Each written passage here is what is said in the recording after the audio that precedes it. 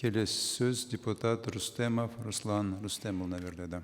Рахмет, құрметті Мәулен Сағатханұлы. Депутаттық сауал премьер-министрге арналады. Құрметті Олжас Абайұлы, мемлекет басшысы Егемен Қазақстан газетіне берген сұхбатында ана тілімізді, салт дәстүрімізді, ұлттық сана сезімді, қоғамдағы татулық пен келісімді, береке бірлікті сақтай алмасақ, келер ұрпақ бізді кешірмейді. Әсіресе мемлекеттік тілдің мәселесі өте маңызды. Біле білсек, ұлттық қауіпсіздік тілімізді қадірлеуден басталады деген болатын. Қазіргідей алмағайып заманда ұлт ретінде сақталуға ұмтылған әрбір халықтың алдында ұлттық тілі мен мәдени туындылардың ортақ құндылықтарға айналдыру міндеті тұр. Өйткені адамзатты ақпараттық технологиямен арбаған ғасырдың ұлттық құндылықтармен үнемі үйлесе бермейтіні анықталып отыр. Тым белсенді виртуалды әлемнің тегеуріне төтеп беру ұлтын шексіз сүйетін ұрпақтың ғана қолынан келмек. Ал отаншыл ұрпақты қалыптастыру үшін ақпараттық технологияны жете меңгеріп, ана тіліміздегі мәдени өнімдер мен тәрбие құралдарын бәсеке талабына лайық заманауи форматта жаңғырту бүгінгі күннің тілінде ұсыну аса өзекті. Қазіргі балалардың ықыласы мен тәжірибе толығымен смартфонға ауған. Олар тек сапалы анимация өнімдеріне көз салады.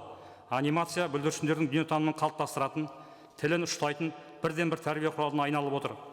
Мультипликациялық фильмдердің лайықты иллюстрациямен безендірілуі көрермен тартудың басты тәсілі.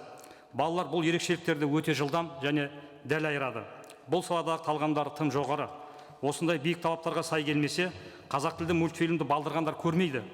Ұлттық танымдағы идеологиялық мазмұн маңызға ие, баланың санасы тез қабылдайтын, тәрбиелік мәні бар анима өнімдері де балаларға арналған кітаптарда өте аз.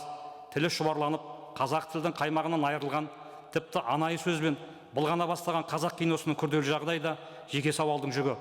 Бұл әрбір қазақстандыққа, қазақ отбасына тікелей қатысы бар маңызды мәселе. Содан болар, балалардың тілі өзге тілде шығып, ұлтымызға жат таным түсінігі қалыптасуда. Бұл ұлт үшін өте қауіпті құбылыс. Себебі анимация жаһанданудың ең маңызды құралына айналды. Озық елдер анимацияға стратегиялық деңгейде мән беріп, өзінің ұлттық құндылығын өзге елдерге дарытуда. Анима фильмдер мен бейне өнімдерді идеология құралы және бизнестің көзі ретінде дамытуда. Қазақ анимациясының атасы атанған Әмен Қайдаровтың бүгінгі ізбасарлары техникалық мүмкіндігі заман талабына сай келмесе де, мол қаржысы болмаса да, тәжірибесінің арқасында сапалы анима өнімдерін қолдан келгенше шығаруда. Халықаралық конкурстардан жүлде алған отандық мультфильмдер де жеткілікті. Олардың бұл еңбегін ерлікке балауға болады. Құрметті Олжас Абайұлы, ұлттық анимация саласын қарқын дамыту мақсатында мәдениет және ақпарат, оқу-ағарту министрліктерінің, жергілікті атқарушы органдардың төмендегідей бірқатар шаралар жүргізуіне ықпал жасауыңызды сұраймын. Бірінші, отандық анимацияны дамыту концепциясын дайындау.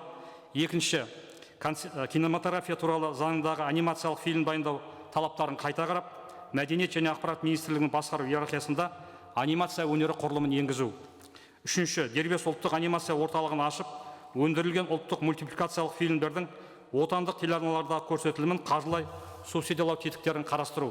Төртінші, халықаралық анимациялық фильмдер қауымдастығына мүше болып, тұралап қалған анимация өнерін халықаралық ұйым арқылы қосымша қаржыландыруды үйлестіру. Бесінші, жоғары оқу орындарында анимациялық кино режиссері мамандығына грант санын арттыру. Алтыншы, меншік санына қарамастан отандық телеарналардың 12 жасқа дейінгі балалар аудиториясына арналған ұлттық анимациялық фильмдер көрсетіліміне арнайы уақыт беруін міндеттеу.